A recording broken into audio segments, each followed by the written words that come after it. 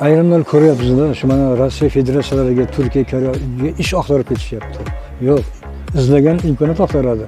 Mana shu bir parcha yerimizdan mehnat qilsa, masalan, shaxsan men 3 marta hosil bo'ldim. Soliq boshqarmasidan viloyatdan vakillar keldi, yurishdi, umumiy targ'ibot tashkilot qilib yurishdi. Rahmat ham aytib ketishdi. Bizga shu namunaviy bitta men emas, bu qishlog'imizda 3 ta 4 ta shunaqa namunaviy daraxtlarga ekologiya e'tiborgan xonadonlar bor, o'rganib kirishdi, tavsiyalarini berib ketishdi. Biz to'g'ri qabul qildik shuni. Shu bor imkoniyatdan foydalanyapmiz. Buni bo'lib shu kam bo'lganimiz yo'q. Endi mana o'zim boya aytdim, xalq ta'limida 44 yil ishlagan bo'lsam, o'quvchilar o'z nevaralarini o'qitgan bo'lsam, ba'zida ko'rib qolamiz, to'y ma'rakalarni ko'ramizda, shu katta yo'lni bo'yi, ariqni bo'yi. Ming afsuski shu sho'ra bosib, tikon bosib yotibdi tomorqalar. Bir marta aytdik. Hech bo'lmasa tozalab qo'ysa menga nima deydi, kerak bo'lsa qilsin deb shu qarangda.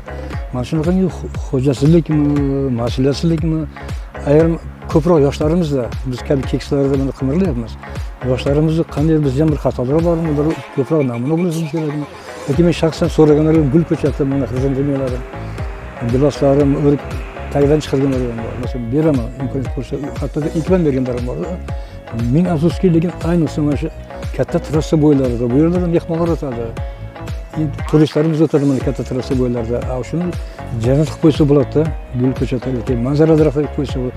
Lekin ming afsus oramizdagi kurmak, sho'li kurmak bo'lmaydiganlardek shu bir beparvo deymizmi, e'tiborsiz yoshlarimiz ham bor. Men shunday tavsiya bir keksa bir pedagog, havaskor bog'bon sifatida aytarim, mana kelsinlar, maslahat bo'lsa beraylik, ko'chatlarga beraylik.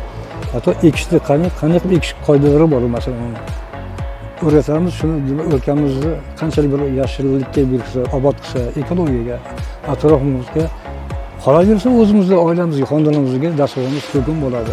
Kelgan odam ham qanday bir obod bo'lib tursa, soya salqin bo'lsa yaxshida, shuni bir maslahat qo'ygan bo'lardim yoshlarimizga.